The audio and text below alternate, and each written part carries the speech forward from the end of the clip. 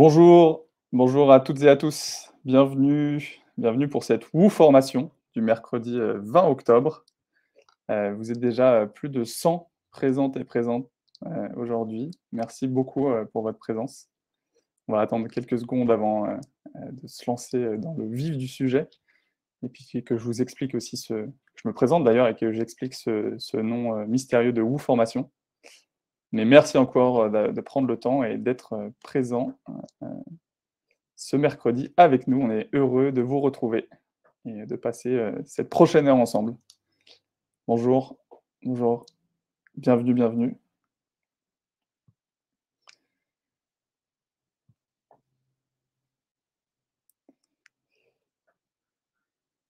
J'espère que tout le monde va bien.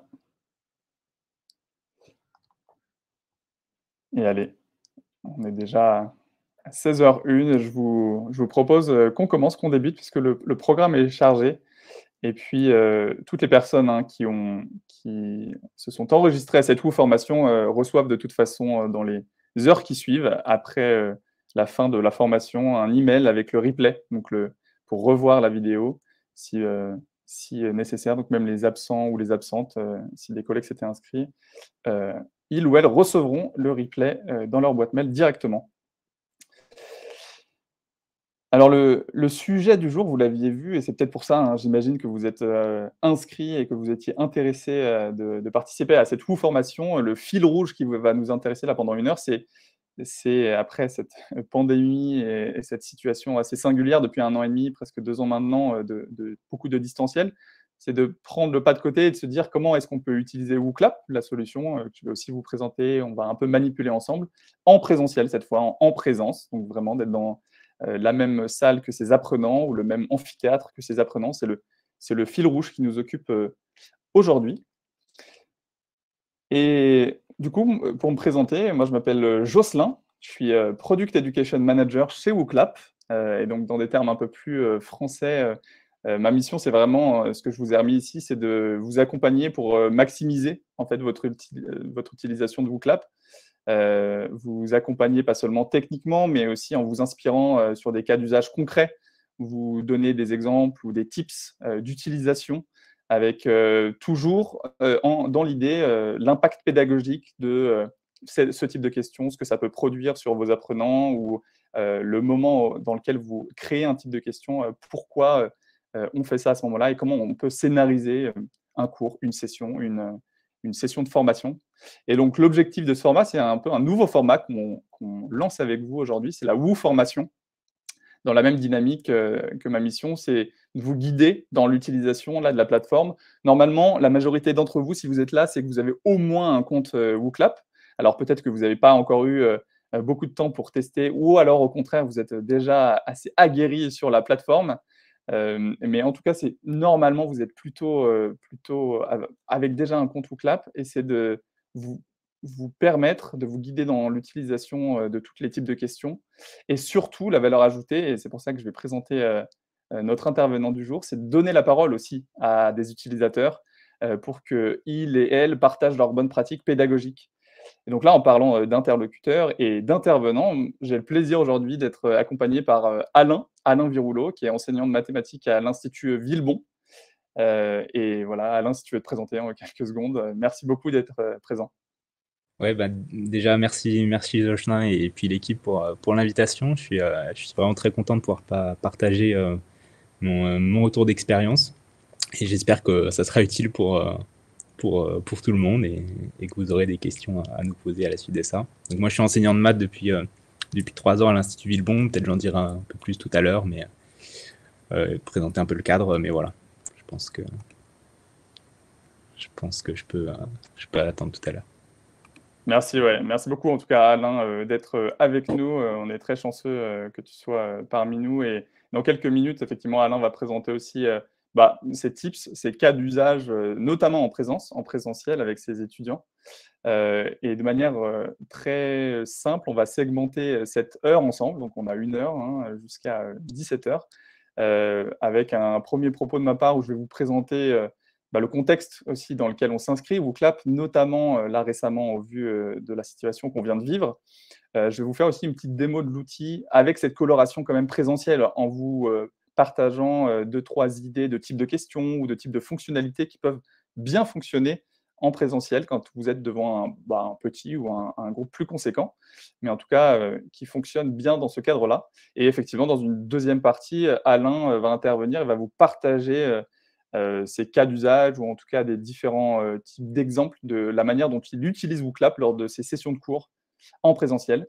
Je ne suis pas tout seul aujourd'hui, on n'est pas tout seul avec Alain. Il y a plusieurs personnes de l'équipe aussi WooClap et notamment Adeline, qui est Head of Customer Experience, qui est présente avec aussi d'autres personnes de l'équipe, mes collègues, par écrit, qui peuvent répondre aussi à vos questions dans le chat. Et c'est pour ça que j'y viens aux différentes choses avant de se lancer vraiment dans le concret de cette heure-ci.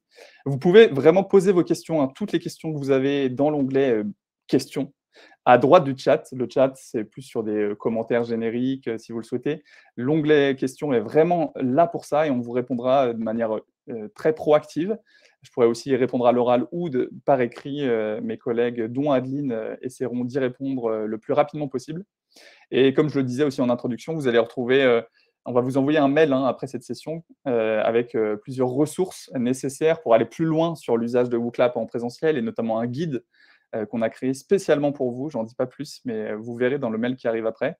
Et je le disais aussi, un replay de cette formation si vous voulez y revenir ou le partager à des collègues qui n'étaient pas présents aujourd'hui. Et pour entrer dans le sujet, je vous propose de participer du coup à une question WooClap directement avec le code qui s'affiche ici. Donc vous pouvez, je pense que mes collègues Anaïs, Adeline et puis d'autres personnes peuvent partager ce code dans le chat. Vous allez pouvoir du coup participer à cette question WooClap dans un autre onglet de votre ordinateur, si vous participez à cette WooFormation par ordinateur, ou depuis votre smartphone, ou GSM, ou téléphone tout simplement. Je parle aussi beaucoup de chat depuis le début. Si nos amis québécois sont présents, je suis au courant qu'on dit clavardage. Ne vous en faites pas. Donc, n'hésitez pas à mettre vos commentaires soit dans le chat, soit dans le clavardage. Et donc là, j'ai un premier indicateur, c'est le nombre de personnes qui s'inscrivent, en tout cas qui sont connectées à l'événement. Vous voyez qu'il augmente. On est déjà à plus de 70 ou presque 70. J'ai été un peu rapide, ou 70 pour nos amis belges. Et ça augmente. Normalement, vous êtes plus de 60 plus de 100 pardon, sur cette formation. Donc, je vais attendre encore quelques secondes. Donc là, c'est la page type de présentation pour se connecter. Et puis, je vais vous proposer tout simplement une question de type nuage de mots pour savoir un petit peu dans quelle ville vous vous trouvez actuellement. Et n'hésitez pas, voilà, en un mot, à écrire la ville dans laquelle vous vous trouvez. Et donc, je vais commencer à l'afficher. Je vois qu'il y a énormément de réponses qui arrivent. Paris, Nantes, Bruxelles, Orléans, Mulhouse, Dijon, Bordeaux. J'ai vu du Québec également, ça avance très rapidement. Tours, Nantes, La Défense.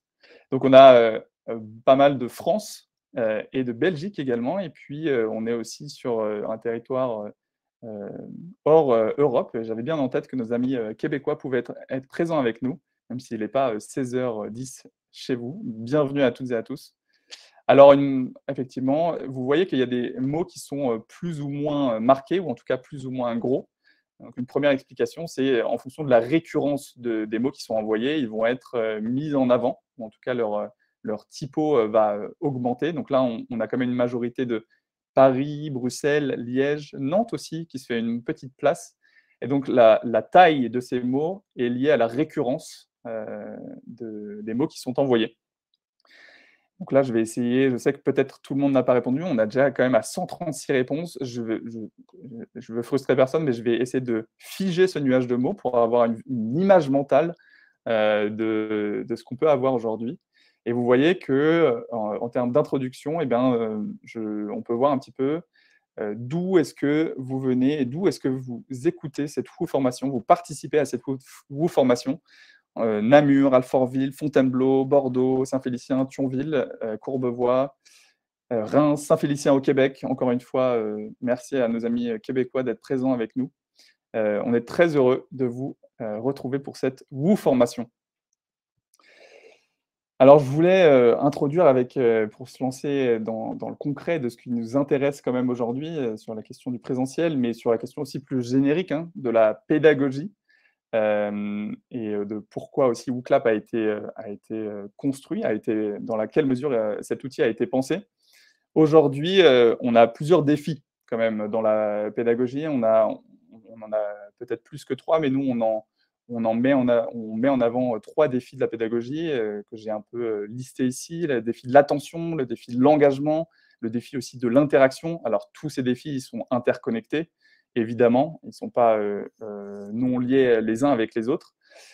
Premièrement, le défi de l'attention, je pense que vous le savez, c'est assez difficile de capter et surtout maintenir l'attention, parce que capter, ça peut être simple, comme je l'ai fait avec vous il y a un instant avec le nuage de mots, mais maintenir, là, pendant encore 50 minutes, l'attention, ce n'est pas forcément chose aisée. Et on sait, d'un point de vue neuroscientifique, que l'attention, elle peut baisser chez chacun et chacune d'entre nous au bout de 10 minutes, voire moins parfois, si on n'est pas réengagé ou si on n'a pas quelque chose de nouveau qui puisse nous permettre d'activer cette attention.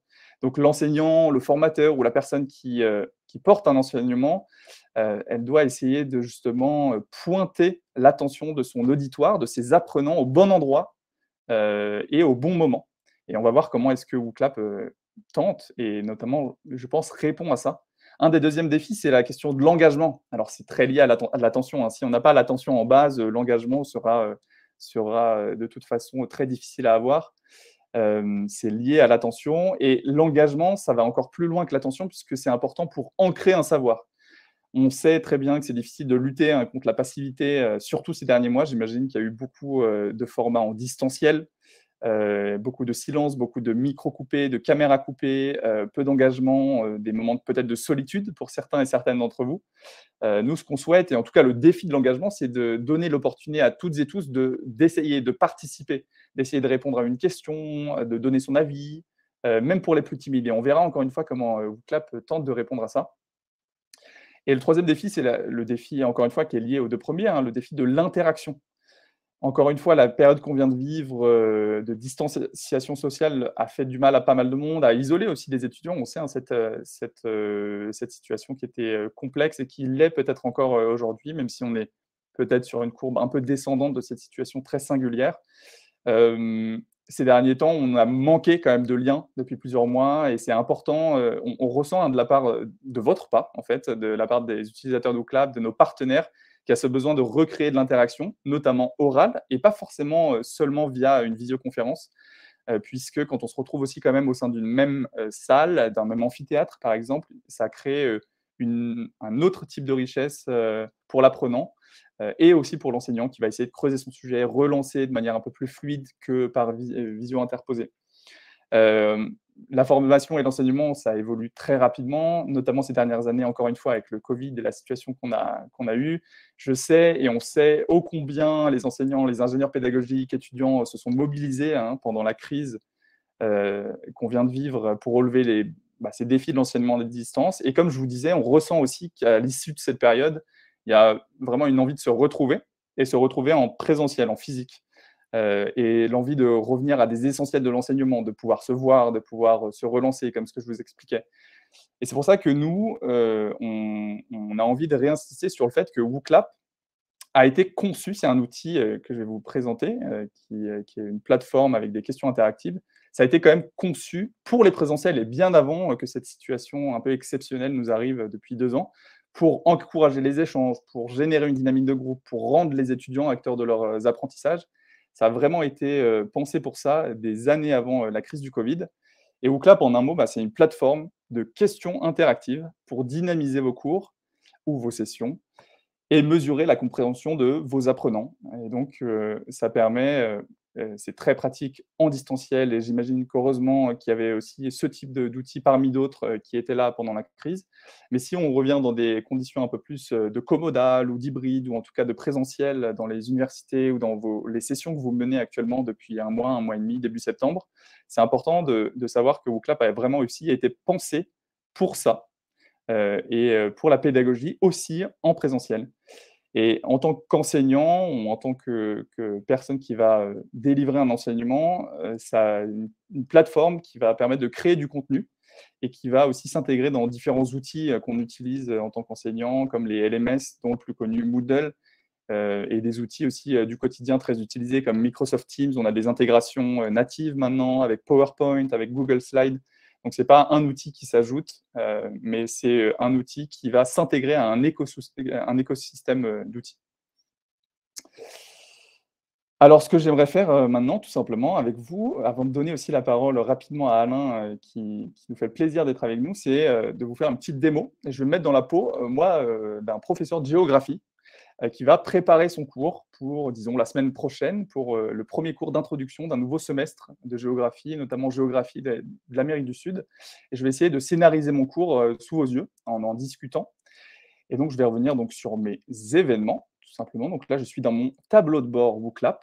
Le temps que ça charge, j'ai pas mal d'événements qui sont déjà créés, mais on va reprendre à la base, ensemble. On va créer un événement. Donc là, c'est vraiment la base. Il faut créer un événement WooClap en cliquant sur ce bouton. Et vous arrivez donc sur, cette fois-ci, pas le tableau de bord général, mais sur le tableau où vous allez créer toutes vos interactions, mettre en forme l'événement que vous souhaitez pour votre cours qui va avoir lieu. Et donc moi, en tant que professeur, une des premières choses que j'ai envie pour retrouver rapidement mon événement, c'est de modifier le titre, mon nouvel événement. Je vous ai dit que c'était un cours de géographie. Eh bien, je vais modifier mon titre, et je vais faire introduction. Je peux même mettre géographie Amérique du Sud. Et puis, je fais valider pour me dire, voilà, il y a au moins un événement qui est singulier avec un titre qui lui sera propre. Une autre section avant de rentrer dans le vif du sujet sur laquelle j'aimerais porter votre attention, c'est ici, c'est ce qu'on appelle le code. Alors le code WooClap, c'est vraiment essentiel puisque c'est via celui-ci que vos apprenants, votre audience va participer. Elle va pouvoir justement être engagée, va pouvoir interagir avec vous, interagir en fonction des questions que vous posez. Là, il est généré automatiquement de toute façon et vous n'aurez jamais à penser à quel code vous souhaitez mettre, mais vous pouvez aussi choisir de mettre un code un peu plus parlant en fonction, je ne sais pas, de votre matière ou du numéro du cours au sein de votre semestre. Et disons que là, je vais mettre Amérique du Sud, Géo. Il n'est pas pris ce code, je peux faire OK. Et donc, j'ai un code qui est un peu plus singulier par rapport à ce que je vais proposer et qui peut être retrouvé plus facilement pour vos apprenants et un titre aussi dédié. Alors, si on rentre un petit peu dans la tête, dans ma tête en tant qu'enseignant en géographie pour mon premier cours d'introduction sur l'Amérique du Sud la semaine prochaine, en début de semestre, je me pose la question, je me dis: «Est-ce que je vais vraiment, poser une question directement après un petit peu une introduction théorique, sur ce que j'ai envie de partager, sur une question de contenu? Ou est-ce que j'ai envie de dynamiser le début du cours, de regrouper l'énergie qu'il peut y avoir dans une salle de classe de 30 ou même dans un amphi plus conséquent, en posant une question un peu plus générique?» Et c'est là, c'est ce que j'ai aussi un peu fait, avec vous en débutant cette session, tout à l'heure. C'est que, vous voyez ici, vous avez beaucoup de types de questions différents. Je ne vais pas toutes les développer avec vous, mais vous avez notamment un type de question qui s'appelle le nuage de mots. Et le nuage de mots ici, ça va être la première chose que je vais faire, première question que je vais, souhaiter proposer à mes étudiants en présentiel pour les engager, pour essayer de, briser la glace. Ça s'appelle un icebreaker en anglais. Pour essayer d'avoir une question plus générique, de sentir la température sur quelque chose, de poser une question, pas forcément sur le cours, mais sur, ce qu'ils ont mangé, par exemple, à midi, si vous avez déjà, fait plusieurs cours. Là, je vais tout simplement leur demander: «Comment sentez-vous ce nouveau semestre?» Un peu de la même manière où je vous ai posé, la question de quelle ville, vous venez, je vais poser la question. Ça se formule toujours comme ça, avec une première ligne où il y a la consigne ou en tout cas la question que vous souhaitez poser. Et si, mais là, c'est pas le cas, si vous souhaitez, il y aurait potentiellement aussi la possibilité de mettre des bonnes réponses. Donc toujours, la majorité des questions vocab se formulent avec une consigne ou en tout cas une formulation, pour expliquer ce que vous demandez à vos apprenants. Et ensuite, vous allez voir, je vais vous présenter aussi un autre type de questions où il va y avoir peut-être des propositions, à entrer. Dans les paramètres de la question, donc dans ce nuage de mots, il y a plusieurs choses et une des choses qui est intéressante, c'est la réponse multiple. Effectivement, je souhaite que mes apprenants puissent répondre plusieurs fois. Est-ce qu'ils se sentent fatigués mais motivés? Est-ce qu'ils se sentent joyeux et motivés de nouveau? Donc voilà, la réponse multiple, vous pouvez l'enlever et se dire qu'on n'aura le droit qu'à une réponse, un mot. Là, je vais la laisser et je vais aussi je vais activer le like des réponses, donc le fait d'aimer ou de promouvoir une réponse qui aurait été envoyée. Ça permet de ne pas forcément doubler les mots qui sont envoyés, mais si vos apprenants voient que la réponse envoyée à laquelle ils pensaient a déjà été envoyée, ils peuvent la promouvoir, faire un petit applause et ça va augmenter la récurrence du mot. Donc là, en présentiel, l'impact pédagogique du nuage de mots, il va être tout aussi bien aussi fait en distanciel, mais il est intéressant parce que c'est une des questions les plus visuelles de WooClap. Donc si vous présentez visuellement avec un visioprojecteur votre événement WooClap, vous allez focaliser l'attention, on en parlait encore une fois, de toute votre audience là au sein de la même salle. Donc il va y avoir aussi une dynamique qui se crée, une dynamique de confiance ou une dynamique de briser la glace et de demander à ses étudiants pendant 3-4 minutes de se dire bon, bah voilà, je vous demande comment vous allez ou est-ce que vous avez mangé ce midi.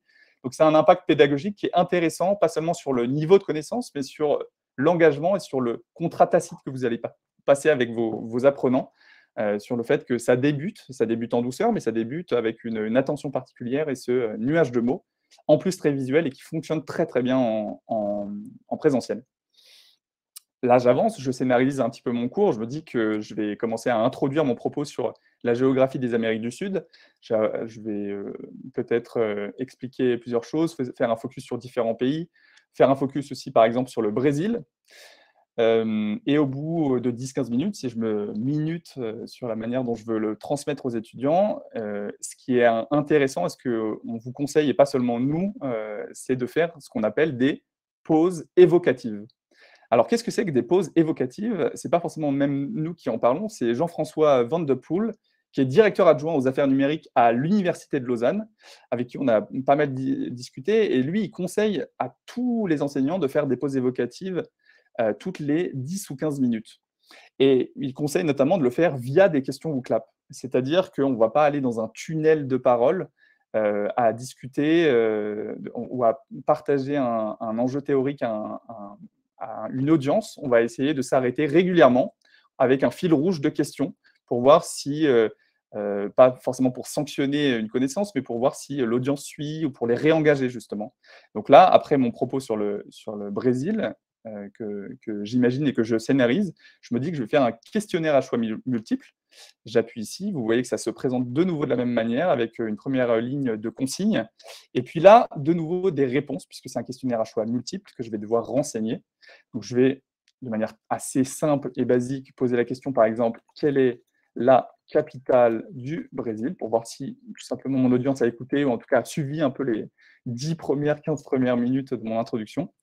Donc je vais mettre peut-être Sao Paulo, je vais mettre peut-être Brasilia et je vais mettre peut-être Rio de Janeiro. Et donc la capitale, en tout cas administrative et politique, est Brasilia. Donc là, et vous avez un enjeu, puisqu'il y a quand même une bonne réponse. On n'est pas sur un sondage ou la prise de température de quelque chose. Il faut mettre au moins une bonne réponse dans un QCM, puisqu'il y a quand même un vrai ou faux. Là, on est sur quelque chose de factuel. Donc j'indique que c'est Brasilia. Si j'avais souhaité poser une question qui potentiellement avait plusieurs réponses justes, c'est tout à fait possible dans un QCM et vous pouvez activer réponses multiples. Je vais sauvegarder. Donc vous voyez qu'on a déjà deux types de questions. Un type de question plutôt brise-glace, focus de l'attention, on entre tous ensemble dans la session. Et puis une première pause évocative après un contenu de 10-15 minutes. J'aimerais aussi vous partager quelque chose avant de laisser la parole à Alain. Ce n'est pas donc un type de question, c'est plutôt un type de fonctionnalité. Vous voyez, à côté de l'onglet Vote, il y a l'onglet Message lorsque vous êtes dans votre événement. Et donc, l'onglet Message, il est aussi très intéressant en présentiel. Pourquoi? Parce qu'on sait très bien, quand on donne des formations, quand on donne des cours, que c'est difficile d'avoir un retour un peu sur ce qu'on explique. C'est difficile, surtout dans les grands groupes. Il y a vraiment un défi pour les plus timides. Il y a différents profils d'apprenants et d'étudiants. Il y a parfois des profils toujours les mêmes qui prennent la parole, qui lèvent la main et qui relancent, et puis on entend moins parler aussi certaines personnes, certains étudiants. C'est comme ça, c'est ni bien ni mal, mais en tout cas, nous, on a développé le mur de messages qui permet à toutes et tous de pouvoir poser une question, ou en tout cas envoyer un message, tout simplement, demander une précision. Et à tout moment, je vous montrerai, quand je vais lancer l'événement, à tout moment, je peux voir s'il y a des nouveaux messages, y répondre, prendre le temps, regarder s'il y a des demandes de précision. Et donc, vous allez avoir aussi un retour en direct devant peut-être un amphi de 100, 150 étudiants, de dire bah, n'envoyez pas n'importe quoi, mais en tout cas, j'active le mur de messages, il est là pour vous, notamment pour les personnes qui sont un peu plus frileuses à l'idée de participer à l'oral. N'hésitez pas, c'est un outil qui est fait pour vous. Donc, je vais activer le mur de messages et je vais autoriser les likes, un petit peu à la manière du nuage de mots. Et si une question est plébiscitée par les camarades, on va voir le nombre de likes qui monte et on se dit, bon, bah, effectivement, c'était une question ou une remarque qui était partagée par plusieurs personnes au sein de l'audience. Vous pouvez aussi, je ne vais pas le faire ici, autoriser les images. Ça peut être intéressant si vous avez un exercice. Bon, bah là, on a un prof de maths avec nous. Si vous avez un exercice de maths, vous demandez à vos étudiants un schéma assez simple ou, je ne sais pas, de définir un angle, eh bien, ils peuvent prendre avec leur smartphone une photo de l'angle qu'ils ont fait sur une feuille en papier, puis de l'envoyer. Et vous allez avoir une galerie, une vue un petit peu exhaustive de tout ce qui a été envoyé. Ça peut aussi être assez sympa d'un point de vue visuel de s'arrêter sur chaque schéma ou chaque image qui a été envoyée. Donc là, j'ai activé le mur de messages. Et avant de pouvoir lancer mon événement et de vous y faire répondre rapidement, une chose qui est intéressante, c'est que là, ça peut être un peu faible en termes de propos, d'un point de vue de support visuel. Moi, en tant que professeur, j'ai préparé quelques slides, quelques supports visuels justement théoriques pour qu'il y ait un aller-retour entre ce que je présente et un aller-retour entre ce qui est présenté à l'écran. Donc, vous voyez que quand j'ai cliqué sur la petite roue crantée ici, c'est la roue qui concerne les paramètres, une barre s'ouvre avec plein de choses à faire. Et notamment, une des premières choses qui est proposée, c'est de pouvoir ajouter une présentation. Moi, je vais ajouter une présentation qui est déjà faite, qui est déjà téléchargée là, sur mon ordinateur, et je vais pouvoir insérer aussi des questions avec cette présentation. Donc, je vais cliquer sur « Ajouter une présentation ». Je clique sur mon cours de géographie, qui était déjà prêt, avec 2-3 slides, vous allez voir. Et ça va me permettre de faire un aller-retour entre du théorique, de la connaissance pure que j'ai envie de partager, et ces fameuses pauses évocatives que j'évoquais à l'instant. Une fois qu'elle est téléchargée, vous voyez l'aperçu de la première page qui est là, vous allez cliquer sur « Insérer des questions ». Et là, vous allez arriver sur une autre page qui vous permet, vous voyez que vous avez le récapitulatif de toutes les slides que vous avez créées en amont. Donc voilà, la géographie de l'Amérique du Sud, en bref, quelque chose sur le PIB, 2 focus, notamment sur la Bolivie et le Brésil. Et donc, vous allez pouvoir vous dire à quel moment j'insère soit mes pauses évocatives, soit mes questions. Donc là, le brise-glace, il va vraiment arriver avant même qu'on rentre dans le dur de la géographie de l'Amérique du Sud. Donc, je vais mettre et faire glisser, je prends comme ça avec ma souris, je fais glisser le comment participer. Alors que le comment participer, c'est la slide par défaut, qui est de toute façon toujours créée quand vous créez un événement WooClap, où vous avez le QR code que vous pouvez scanner avec un smartphone, un GSM ou un téléphone, ou le code directement lorsque vous participez en tant que participant sur un autre onglet, par exemple, sur un ordinateur, l'adresse à laquelle participer. Et je vais mettre aussi, donc, comment sentez-vous ce nouveau semestre avant de débuter un peu le contenu, la géographie en Amérique du Sud. J'aimerais qu'ils me répondent avant. Par contre, la première pause évocative qui évoque le Brésil, je vais la mettre forcément juste après le focus sur le Brésil, puisque j'aurais un petit peu parlé de ce pays pendant 2-3 minutes à l'oral. Je me dis, bon, voilà, hop, on fait une petite pause, un petit engagement. Ça va être le fil rouge avec 2, 3, 4, 5, peut-être 10 questions au sein de ma session. Donc, je fais sauver. Et vous avez donc inséré et interconnecter donc des supports visuels de contenu et des pauses évocatives et des choses qui vont engager en présentiel vos étudiants. Des petites choses aussi dans les paramètres qui sont intéressantes, notamment en présentiel. Vous pouvez authentifier vos étudiants, vos apprenants, vos participants, notamment si vous êtes professeur en université et qu'il y a un SSO qui a été configuré avec un nom de domaine reconnu, eh bien c'est intéressant puisque vous pourrez avoir une vue un peu plus fine sur qui a répondu quoi ou qui a plus de mal sur quoi, et envoyer aussi notamment des rapports personnalisés. Donc l'authentification par email, par réseaux sociaux est intéressante. Vous avez la possibilité d'authentifier de manière un peu plus large par un pseudonyme, pourquoi pas, de faire confiance si vous êtes formateur, hein, typiquement un petit pseudonyme pour participer. Vous avez la possibilité aussi d'enlever les résultats visibles par défaut, ou en tout cas de les laisser. Sachant qu'il y a au moins une question où il y a une réponse bonne, moi je souhaite peut-être retirer cette option-là, des résultats visibles par défaut, puisque je ne souhaite pas influencer toute mon audience face à celles et ceux qui vont répondre au plus vite et qui va s'afficher directement sur l'écran. C'est important de pouvoir laisser le temps à chacun et chacune, surtout quand on est un peu tous dans la même salle avec des rythmes différents, de ne pas influencer les réponses de chacun et chacune. Donc là, je vais décider de l'enlever. Sur la question de l'interaction et de l'engagement, encore une fois, quand on est en présentiel, et notamment au sein de groupes un peu conséquents, à partir de 30, 40, 50, c'est important. Est-ce qu'on sait vraiment toujours si tout le monde suit au même rythme, si tout le monde, si personne n'est perdu, par exemple? C'est pour ça qu'on a appelé tout simplement un bouton qui s'appelle Je suis perdu, qui permet, quand je vais l'activer, et vous allez voir sur votre écran de participation, de pouvoir dire si vous êtes perdu ou non. Et donc, si vous êtes vraiment perdu, au bout de 5 minutes, vous allez pouvoir activer ce bouton et signifier au professeur qui va voir un petit compteur de personnes qui sont perdues au sein de son audience. Donc ça, on est encore dans le fait d'être dans l'interaction et de donner la possibilité aux étudiants, aux apprenants, notamment aux personnes les plus timides, qui n'oseraient pas lever la main, qui n'oseraient pas dire bah, « mince, là, madame ou monsieur, je n'ai pas compris », de dire là, je suis perdu de manière anonyme. Et si on voit que sur un groupe, je ne sais pas, de 60, il y a 10, 12, 15 personnes qui sont perdues, ce serait pertinent de s'arrêter, de se demander pourquoi il y a autant de personnes perdues. Enfin, il y a d'autres options que je ne vais pas présenter aujourd'hui puisque le temps file. Ce que je voulais vous proposer aussi, je ne vais pas le faire puisqu'on n'a qu'une question avec une réponse juste. Il y a le mode compétition. Dans un esprit de ludicité, ce qu'on appelle en anglais la gamification, ça peut être vraiment intéressant de créer cette dynamique quand on est ensemble dans un même amphi, une même salle, de se dire, bon, bah là, un petit challenge pendant 3-4 questions sur la session, et il y aura un podium à la fin des meilleurs joueurs ou des meilleures personnes. Alors, l'enjeu, ce n'est pas de mettre en compétition vos étudiants ou vos apprenants, bien évidemment, dans une visée individualiste, mais c'est de créer cette gamification quand même, cette ludicité, cet engagement de se dire ah ben voilà, on est engagé dans le cours et il y a un petit défi à la clé. C'est pas un examen, c'est pas grave si on est en bas de classement, etc. Mais voilà, il y a cette possibilité d'avoir un petit podium à la fin du cours.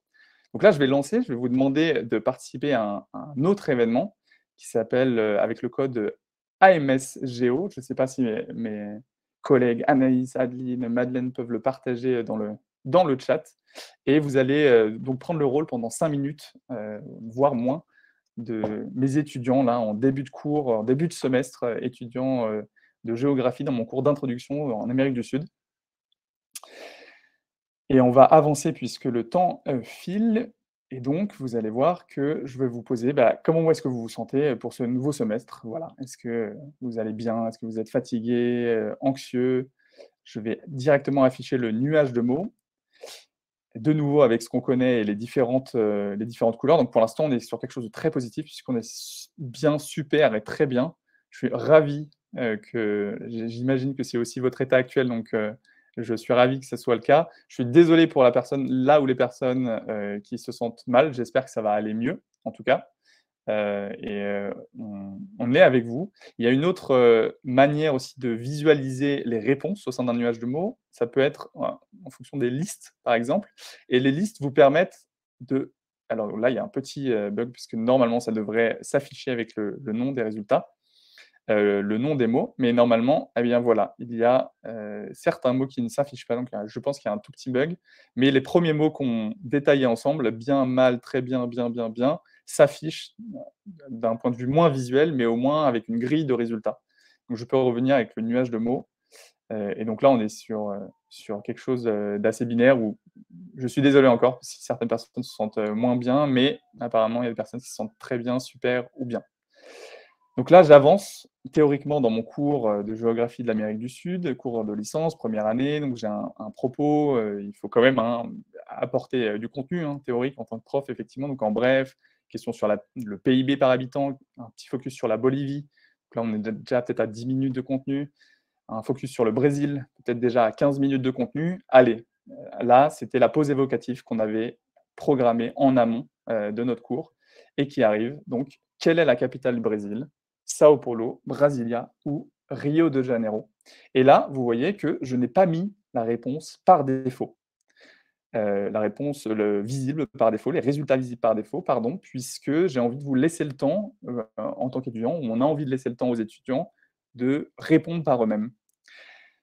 Donc il y a déjà 59 réponses et un autre indicateur, c'est que 3 ou 4 personnes sont perdues. Vous voyez, là, il y a un petit indicateur au-dessus, c'est le paramètre que j'avais mis en place, qui sont perdus. Et donc on pourrait se dire: «Ah oui, quand même 7 personnes perdues, j'espère que vous jouez le jeu et que vous n'êtes vraiment pas perdus au sein de cette formation». On pourrait se dire: «Bon, bah, entre 12 et 13 personnes perdues, même si vous êtes 110, ça peut être intéressant de s'arrêter». Donc là, je vais afficher les résultats. On est sur une majorité de Brasilia. J'imagine que certains et certaines ont pu répondre Rio ou Sao Paulo. Et vous voyez qu'on a voilà, une majorité de résultats, mais je vous les ai laissés 1 minute pour répondre sans influencer votre réponse. Et la deuxième étape, quand même, vu qu'il y a une bonne réponse, c'est d'afficher ici, avec la petite coche, la réponse correcte, qui est effectivement Brasilia. Et je vois qu'on a, en plus des personnes perdues, un message déjà qui est arrivé. J'ai plus ma boussole. Je ne sais pas si ça fait référence au dashboard WooClap ou sur quelque chose d'autre, mais en tout cas, merci d'avoir envoyé ce message.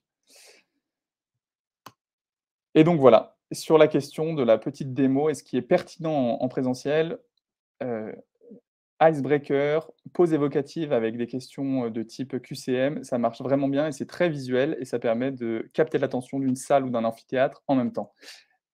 Je vais laisser la parole à Alain et je vais revenir à notre présentation pour laisser la parole à Alain qui peut nous donner des idées et des tips de la manière dont toi, eh bien, est-ce que tu organises tes cours, en tout cas les petites idées que tu as d'usage de WooClap en présentiel lors de tes sessions de cours. Ouais, merci beaucoup, Jocelyn. Donc effectivement, je vais essayer de vous présenter deux cadres dans lesquels j'utilise WooClap. Alors juste un petit point sur là où j'enseigne, c'est dans l'enseignement supérieur, c'est un institut qui recrute des étudiantes et des étudiants d'horizons assez divers, donc il y a beaucoup d'hétérogénéité. Donc ça, je pense, c'est un point important par rapport à ce que je vais dire après. Donc j'enseigne à la fois dans l'institut et puis à la fac à côté, donc c'est l'université Paris-Saclay, dont dépend l'institut. Donc voilà, j'ai deux, on va dire, catégories d'étudiants pour lesquels j'enseigne. Donc mes deux situations, je vais essayer d'abord de les motiver un petit peu. J'ai essentiellement 3 objectifs que je pense beaucoup de profs partagent. Le premier, c'est pouvoir juger objectivement et puis un petit peu à la volée la compréhension d'une notion par l'ensemble des étudiants. Et pas seulement à la louche, quoi. Le deuxième but qui découle du premier, c'est réussir à différencier, c'est-à-dire si j'arrive à quantifier la compréhension des notions, ça veut dire que je peux adapter mon cours un petit peu en live, quoi, et différencier suivant le profil des étudiants. Et un troisième objectif qui est, je pense, pour le coup, assez différent pédagogiquement des deux premiers, c'est d'essayer de créer des moments de réflexion collective pendant lesquels tous les étudiants peuvent participer et en particulier essayer d'éviter l'autocensure, notamment pour les étudiants qui sont moins en confiance que les autres. Je pense que c'est un truc qu'on retrouve beaucoup dans les promos hétérogènes. Donc voilà en gros mes 3 objectifs et auxquels je vais essayer de répondre avec les 2 cas qui suivent. Donc mon premier cas dans lequel j'utilise WooClap, qui répond, je dirais, aux 2 premiers objectifs, donc c'est obtenir un feedback général sur la compréhension d'une notion. C'est souvent quelque chose que je fais en début de séance et il y a un petit peu différents cadres. Donc, c'est ce que j'ai mis sur la slide là. Il y a un cadre qui est type classe inversée. Donc, mes classes inversées, c'est pas forcément classe inversée, mais c'est type classe inversée dans le sens où les étudiants chez eux ont préparé quelque chose. Et vous voulez tester, en tout cas, moi, c'est ce que je fais. Je veux tester en début de séance à quel point ils ont bien préparé, à quel point ils ont effectivement compris la notion. Donc, je pose des questions type QCM, comme vous a montré Jocelyn lors de la création de quelques questions. Donc là, plutôt technique sur le cours, quoi, on va dire. Et puis, en fonction des réponses que j'observe, je décide de faire un point facultatif, peut-être de synthèse, de repasser sur des éléments essentiels.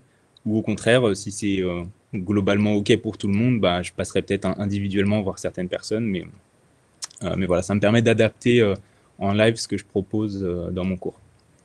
Donc, un exemple concret qui peut-être parlera à tout le monde, même si tout le monde n'est pas prof de maths, c'est si j'ai demandé aux étudiants de travailler sur les fonctions dérivées. Voilà, je peux poser différents QCM sur les fonctions dérivées. Et puis, si je vois que peut-être la dérivée d'un produit, ça pose problème, là, je vais pouvoir refaire un petit point pour ceux qui veulent là-dessus. Et pendant ce temps-là, les autres vivent un peu leur vie, j'ai envie de dire. En tout cas, moi, dans mon système de cours, j'ai quelque chose qui leur permet de travailler un petit peu en autonomie. Donc, c'est ça aussi qui me permet de différencier et puis et d'adapter en fonction des réponses que je vois. Donc ça, c'est voilà, cadre plutôt classe inversée.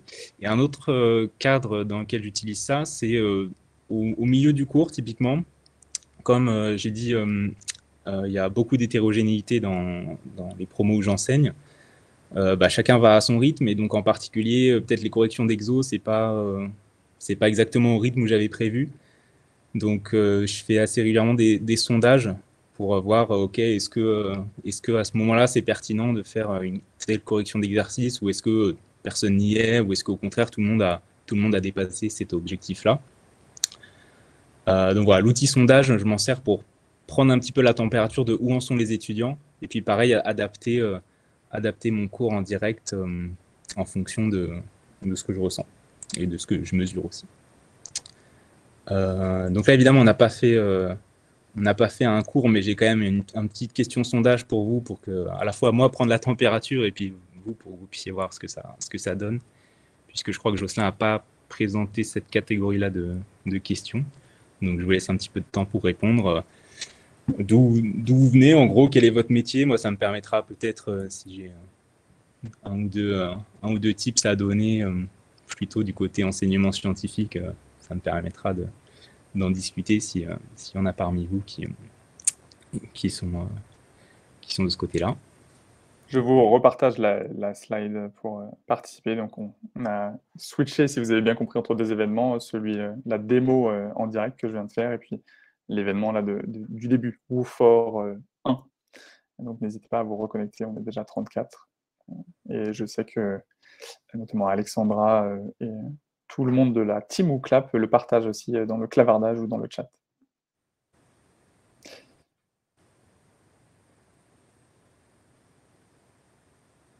Ouais, je pense qu'on peut afficher les résultats. Ok, donc c'est plutôt bien réparti. En particulier, je vois qu'il y a pas la majorité, mais un certain nombre quand même d'enseignants-chercheurs de disciplines scientifiques. Alors, du coup, je pense que ça va concerner notamment ces gens-là. Moi, il y a quelque chose que j'aime beaucoup dans WooClap, c'est que dans les questions, on peut utiliser la tech. Et ça, c'est un peu... je suis peut-être un peu sectaire, mais en gros, les outils qui ne permettent pas d'utiliser la tech, moi, je ne peux pas trop m'y faire. J'ai un peu besoin de ça pour rédiger des questions en maths. Donc ça, c'est clairement pour moi un gros avantage côté maths, physique, peut-être aussi d'autres disciplines scientifiques que je connais moins, mais pour qui les profs utilisent la tech. Donc ça, c'est clairement un gros plus pour moi de mon côté. Et puis, alors là, tout ce qu'on a fait là, c'est en live. Alors, je crois que j'ai vu une question sur WooFlash dans le chat, et donc ça m'a fait penser à ça. J'ai aussi ce type de questions-là de prise de température, on va dire, en asynchrone. Donc, soit sur WooClap ou WooFlash. Donc, WooFlash, peut-être on y répondra tout à l'heure à ce que c'est, ou peut-être vous avez répondu dans le chat, j'ai pas bien fait attention. En gros, c'est le même type de questionnaire, mais que l'étudiant fait à son rythme. Donc moi, typiquement, j'ai ça qui jalonne un petit peu mon poly de cours à chaque fin de section ou sous-section. J'ai un petit questionnaire. Avant, c'était sur WooClap. Maintenant, je le fais sur WooFlash. Mais grosso modo, c'est un peu la même idée de pouvoir le faire en fonction de l'avancée de l'étudiant. Et ça me permet aussi de suivre qui en est où pour ça. Ok. Je pense que je peux passer à mon deuxième cas d'utilisation. Et là, du coup, ça va plutôt illustrer le troisième but. Mon deuxième cas, c'est faire participer les étudiants dans un genre de mini-débat. Alors, je vais un petit peu décrire exactement ce que j'entends par là. Donc ça, c'est quelque chose que je fais, on va dire une fois par semaine avec une des promos. Je pose une question ouverte. Donc une question ouverte, ça veut dire c'est pas calculer tel truc ou montrer que tel truc. On va avoir un exemple tout à l'heure de question ouverte qui a priori sera compréhensible par tout le monde. Je laisse les étudiants réfléchir individuellement, alors individuellement ou avec leurs plus proches voisins ou voisines. Ils votent une première fois pour répondre à la question, ou pour dire à quel point ils sont d'accord avec la question que j'ai marquée.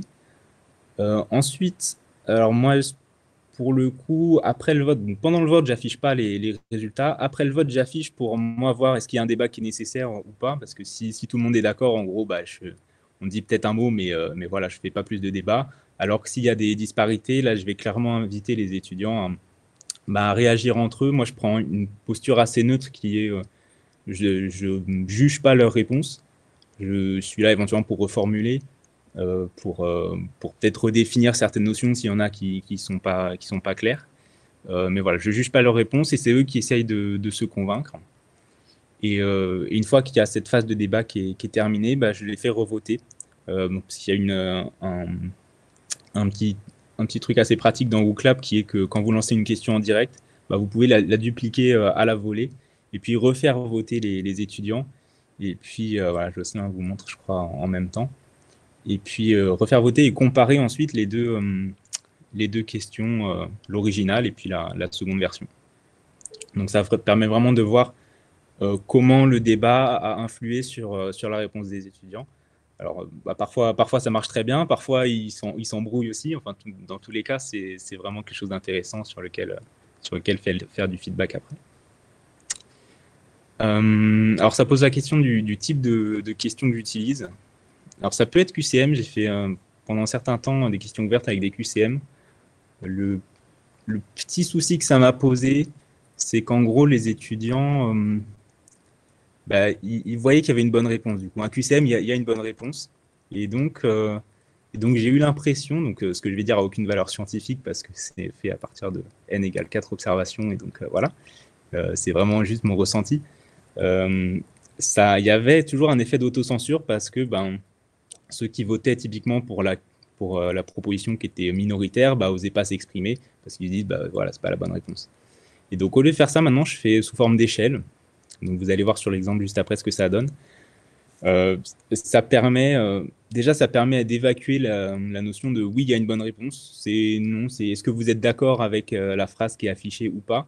Et là tout de suite c'est un petit peu différent. Je sens les étudiants beaucoup plus eux se sentent aussi sûrement plus légitimes à argumenter comment ils ont compris la question et puis à dire ce qu'ils en pensent.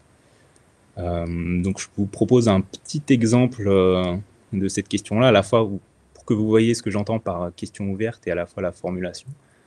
Donc c'est des notions a priori que tout le monde connaît. Donc voilà, la question, je la pose sous cette forme-là, sur une échelle de 1 à 5, donc 1 pas du tout d'accord, 5 entièrement d'accord, et je pose une conjecture. Donc peut-être qu'elle est vraie, peut-être qu'elle est fausse, c'est ça une question ouverte, c'est qu'on ne sait pas, et donc les étudiants vont ensuite essayer d'argumenter là-dessus. Donc l'aire d'un rectangle varie dans le même sens que son périmètre, voilà, conjecture. Est-ce que c'est vrai, est-ce que c'est faux? Donc là, je demande aux étudiants de réfléchir à ça. Et ça peut être... Ok, il y a régulièrement des étudiants qui peut-être comprennent pas tout à fait la question et je dirais que ça fait partie du débat. Bon, là, je pense que l'aire d'un rectangle, c'est clair. Le périmètre aussi varie dans le même sens. Là, peut y avoir des discussions entre étudiants. Qu'est-ce que ça signifie, varie dans le même sens? Donc voilà. Tout ça, ça fait partie du débat qui s'ensuit. Et donc, ce qui se passe en général, c'est pas sous forme de QCM. Donc là, voilà, il y a une échelle, donc qui est en gros à 3.9 ici. Et voilà, ça veut dire que, ok, on n'est jamais à un extrême en général. Même ceux qui sont à peu près persuadés que c'est vrai ou à peu près persuadés que c'est faux, ils vont pas mettre 1 ou 5 parce qu'ils se disent peut-être il y a un piège, peut-être il y a un truc. Et donc, ça fait que l'échelle, elle va souvent quand même être un petit peu au milieu. Et donc, je pense que ça encourage, encore une fois, ça n'a pas de valeur scientifique ce que je dis, c'est juste mon ressenti. Je pense que ça encourage les étudiants à s'exprimer. Et en pratique, c'est quand même assez ça que j'observe. C'est-à-dire que, bon, dans la promo que j'ai à la fac, où le niveau est quand même assez homogène, là, tout le monde s'exprime sans problème. Et dans les promos que j'ai à l'Institut, je trouve que même les étudiants qui peut-être ont plus des difficultés en maths arrivent quand même à s'exprimer et à donner leurs sentiments sur la question. Voilà, donc là, typiquement, je vois ça, je vois qu'il y a des petites disparités, donc je les fais débattre entre eux. Donc là, évidemment, on ne va pas le faire, mais c'est ça l'idée, je les fais débattre entre eux. Hop, ensuite, revote, et puis on compare, est-ce qu'au niveau de l'échelle, le niveau a bougé, est-ce que certains ont réussi à convaincre d'autres, etc. C'est ça l'idée qu'il y a derrière. Et ça, j'imagine, ultra... alors, tu dis que ça fonctionne plus ou moins bien en fonction parfois soit des questions ou des moments ou des cas, mais ça fonctionne aussi bien quand on est dans la même salle ou en présentiel. Ça peut créer une effervescence Ouais. de débat. Enfin, c'est ce que tu expliquais là Ouais, tout avec... ça, je le fais en présentiel, bien sûr. Hein. C'est Ouais. vraiment ils débattent entre eux. Voilà, d'abord avec leurs voisins. Souvent, je les autorise à pas réfléchir seulement individuellement, mais avec leurs voisins ou voisines. Pour être à deux, c'est déjà un petit peu mieux pour donner des idées. Et ensuite, un débat global. Super intéressant, effectivement. Super intéressant et de se dire qu'effectivement, on peut avoir donc des types de questions. Il y en a 17 sur WooClap que vous aurez l'occasion de découvrir et on fera d'autres formations où on se focalisera sur plein d'autres types de questions. Mais il y a des types de questions où effectivement il y a plutôt une réponse juste ou vraie ou en tout cas qui va sanctionner un fait, qui va se dire est-ce que c'est vrai ou faux. Et puis il y a des types de questions qui vont prendre la température, qui vont, comme le disait à l'instant Alain, pouvoir créer de l'effervescence ou du débat ou en tout cas se dire, bon, ça donne une dynamique. Là, il y a sûrement une bonne réponse quand même, mais en tout cas, ça ne cristallise pas entre le vrai-faux, le oui-non. On est plutôt sur une ligne horizontale qui permet de visuellement se dire, ah bah effectivement, c'est partagé, discutons-en ensemble. Et c'est ça qui est aussi intéressant dans la pédagogie et dans l'apport que fait par exemple Alain, c'est de se dire, bah, on crée du débat et les apprenants sont acteurs de leurs apprentissages aussi. On n'est pas seulement là à transmettre voilà, une connaissance, on va dire, bah, oui, là, effectivement, c'était vrai ou faux, ou qu'est-ce que vous pensez de la conjecture suivante. Mais on est aussi acteur et on peut prendre 5 minutes de débat sur cette conjecture, quoi. Est-ce que tu avais quelque chose à ajouter Moi, a priori, j'ai terminé ce que je pensais dire. Donc, évidemment, s'il y a des questions, je serais ravi d'y répondre. Ouais, merci infiniment, Alain, pour ces 2 cas et qui, en plus, présentent d'autres types de questions sur lesquelles je m'étais moins focalisé. Donc la question sondage, encore une fois, pas sur du vrai-faux, et puis la question qui est parfois peut-être une question un peu plus de niche, échelle, avec cette vision horizontale et qui est aussi intéressante dans ce cas-là, de créer du débat ou de l'effervescence sur une question.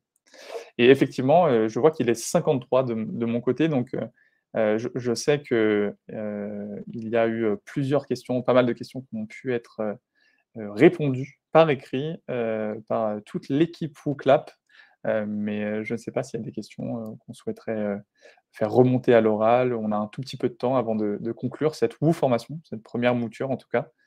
Voilà, 2-3 minutes si potentiellement il y a besoin de répondre à des questions à l'oral. Et je m'adresse bien évidemment à mes collègues qui, elles et eux, peuvent prendre la parole pour me faire remonter ces questions potentielles.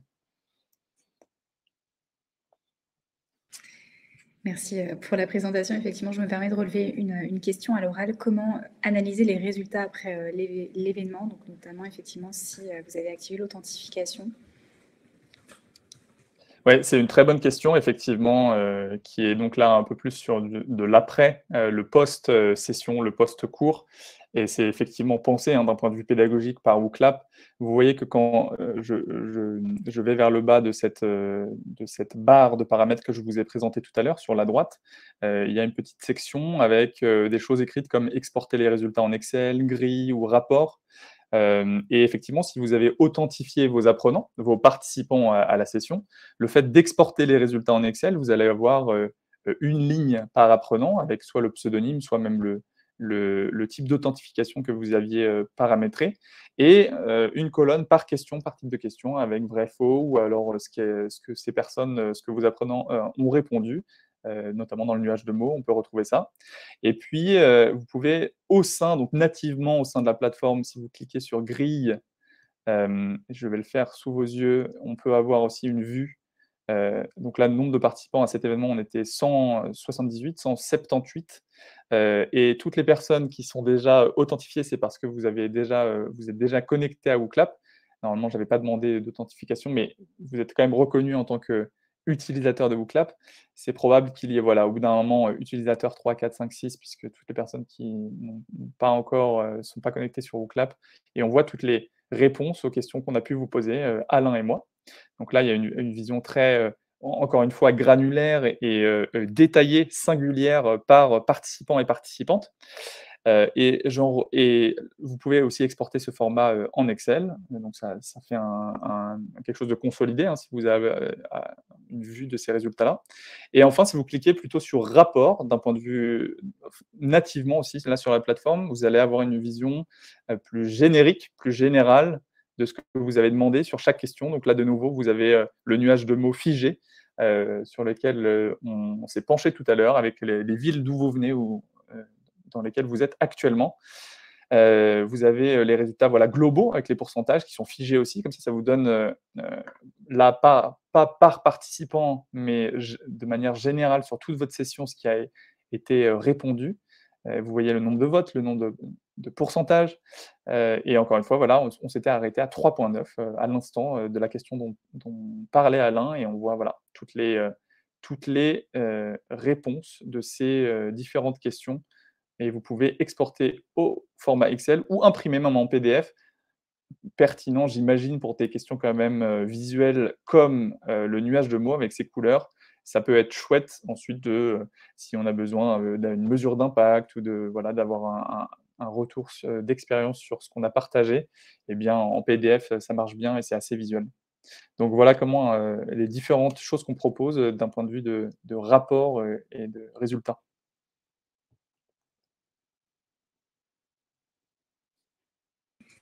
Merci. Je voyais une autre question pour Alain, cette fois-ci sur le format QCM qui décourage peut-être certains étudiants à participer. Est-ce que voilà, il y a des questions que tu recommandes plus que d'autres ou effectivement un impact pédagogique différent? Et si tu peux préciser ce point, merci. Ouais, j'ai répondu par écrit à Florence, mais effectivement, je peux préciser. Alors, c'est vraiment uniquement dans le cadre de la question ouverte là que je préfère l'échelle. C'est-à-dire le QCM, je l'utilise beaucoup pour vraiment tester soit des petits points techniques, soit tester du cours, quoi.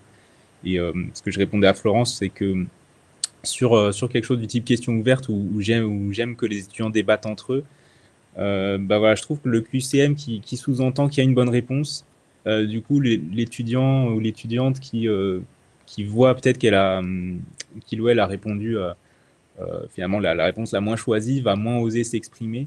Alors que sur une échelle, en tout cas, ce que je ressens, c'est qu'il y a moins cet effet-là, parce que on peut toujours dire, voilà, moi je pense, j'hésitais parce que machin, on peut plus argumenter sur une question d'échelle.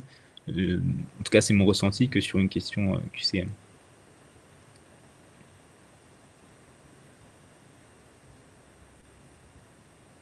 Très bien, merci. Je pense qu'on a répondu à pas mal de questions directement dans la conversation et je vois qu'il nous reste une minute, donc je vais laisser Jocelyn conclure. Oui, absolument. Eh bien, une petite dernière question. Non, pas de dernière question puisqu'elle est 59 et on sait que votre temps est précieux. En tout cas, on vous remercie toutes et tous d'avoir été présents avec nous pour cette WOO formation. Il y en aura d'autres et on présentera d'autres types de questions avec d'autres types de dispositions pédagogiques, pas seulement le présentiel. On pourra aussi se focaliser sur des questions peut-être de formation, pas seulement dans l'enseignement. Donc, n'hésitez pas à rester attentif et attentif sur les prochaines WOO formations. Et encore merci infiniment, beaucoup Alain d'avoir été avec nous pour cette session et pour tes retours d'expérience qualitatifs, tes 2 cas notamment, la manière dont tu utilises WooClap en présentiel. C'était vraiment très chouette de t'avoir aujourd'hui. Ben, merci à vous, merci à tout le monde. J'ai la même opinion, c'était très chouette de pouvoir partager ça avec vous, donc je suis ravi.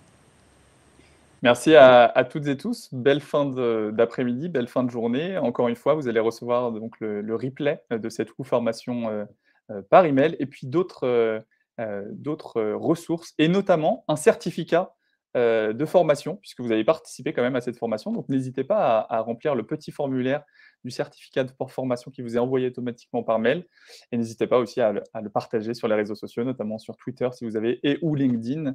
Voilà, on vous génère automatiquement un certificat d'avoir participé à cette première WOO formation. Merci à toutes et tous et très belle fin de journée. Merci, au revoir. Au revoir.